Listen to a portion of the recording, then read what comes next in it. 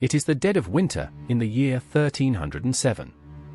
Night is falling on a stone castle in the north of England, and the cold that is coming tonight has killed before. You are inside these walls. And over the next 12 hours, this castle is going to try, quietly and patiently, to freeze you to death.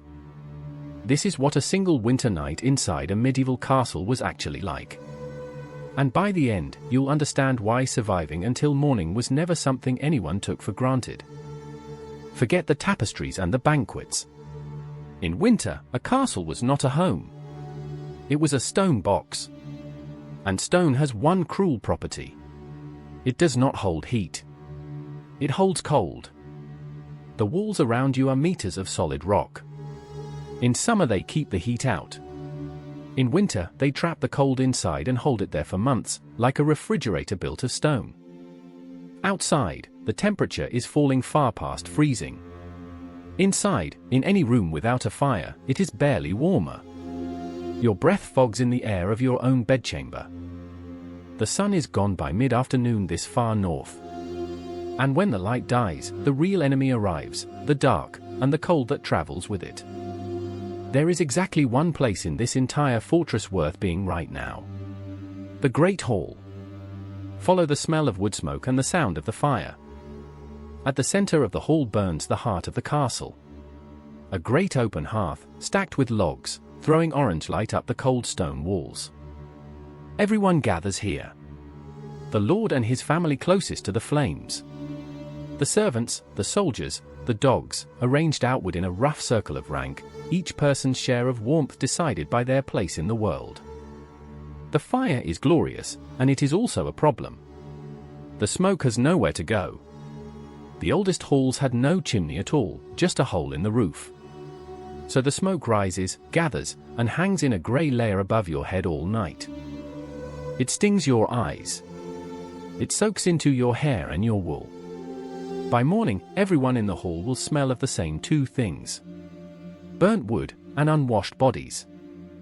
Dogs sprawl across the floor near the hearth, and they are not only pets. A warm dog against your feet was a genuine source of heat. Animals and people shared the same fire, the same floor, the same fight against the cold. Beneath your feet, the floor is strewn with rushes and straw, meant to soak up the mud and the mess. They are not changed often. What is rotting down in that layer is something you would rather not think about. Supper in deep winter is not a feast. The fresh food ran out months ago. What is left is salted, smoked, and dried. Salted meat, hard bread, dried peas, and ale that is safer to drink than the water.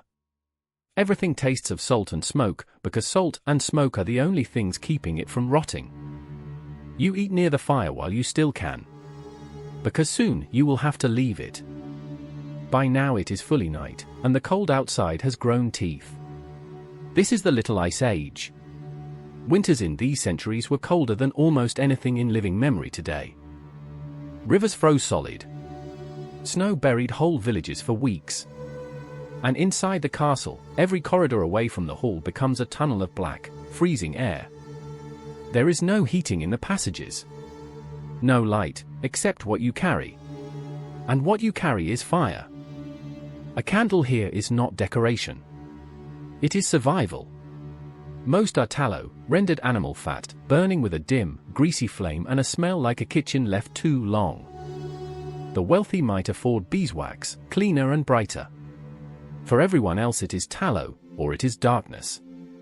And darkness, in a stone castle in winter, is genuinely dangerous. Eventually the fire must be left, and you must sleep. And where you sleep, and with whom, depends entirely on who you are. The lord and lady have a private chamber with a great curtain bed. Those heavy curtains are not for privacy. They are insulation, trapping body heat in a small pocket of survivable air. The mattress is stuffed with straw or feathers, the covers wool and fur. And even the lord, the most powerful man for miles, sleeps in a wool cap to stop the heat escaping from his head. Beds were shared. Not by choice, by physics. 2, 3, even 4 people under the same covers, because the warmth of another body was the best heating ever invented. The servants sleep where they can. on the floor of the hall near the dying embers, on benches, in corners. Closest to the warmth means lowest in rank, and tonight, rank and warmth are the same currency. Children are bundled together, sometimes with the servants, sometimes with the animals in the lower rooms, wherever the heat is. Infant deaths climbed every winter, for a reason that needs no explaining. At some point in the night, you will need the toilet. And this is where winter becomes genuinely cruel. The castle toilet, the garderobe, is a stone seat built into the outer wall, opening straight to a long drop down the side of the castle. It is unheated by design. Wind howls up the shaft from below. Sitting there, in the dark, in the depth of a winter night, is a small act of courage. People put it off as long as they possibly can. Now the castle sleeps, and the long, dangerous hours begin. Because three things are hunting you tonight. The first is the cold itself. If the fire dies and you are far from it, if you are old, or sick, or simply unlucky, the cold can take you in your sleep. People did not always wake up. The second is fire. The same flames keeping you alive could kill everyone here. A spark in the night, a candle knocked into straw, and a stone castle becomes a chimney. Many burned. And the third is simply the night itself. Long, black, and absolute. No streetlights, no glow on the horizon. A darkness so complete that the few souls awake, the watch on the walls, are mostly listening, not seeing. Up on the battlements, a guard stamps his feet and wraps his hands, watching a white landscape under a hard moon, counting the hours until he can come down to the fire.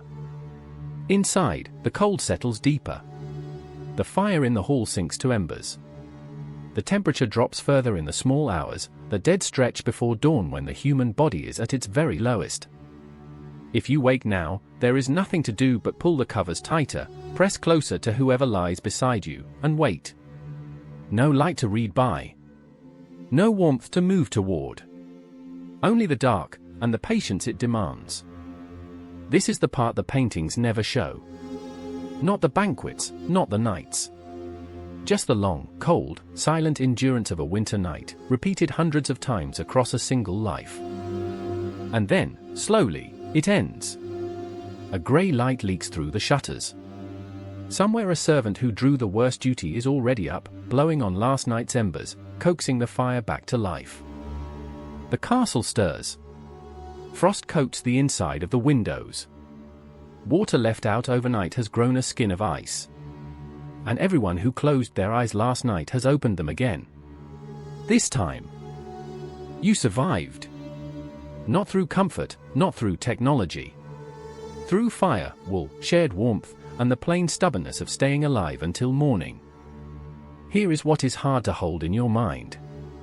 This was not a disaster. This was not even a bad night. This was just winter. Normal, expected, and survived. Every soul in that castle did this again the next night, and the next, for months, every year of their lives. The cold was not an emergency. It was the background condition of being alive.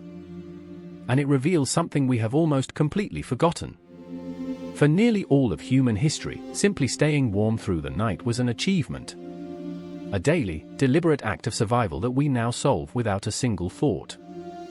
The stone walls still stand in the ruins you can visit today, silent and swept and safe. But once, on nights like this, staying alive inside them took everything they had. And they did it. Over and over, until the spring.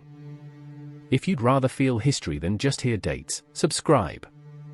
There are more nights like this one waiting to be told. And tell me below, do you honestly think you'd have lasted until morning? Sleep warm.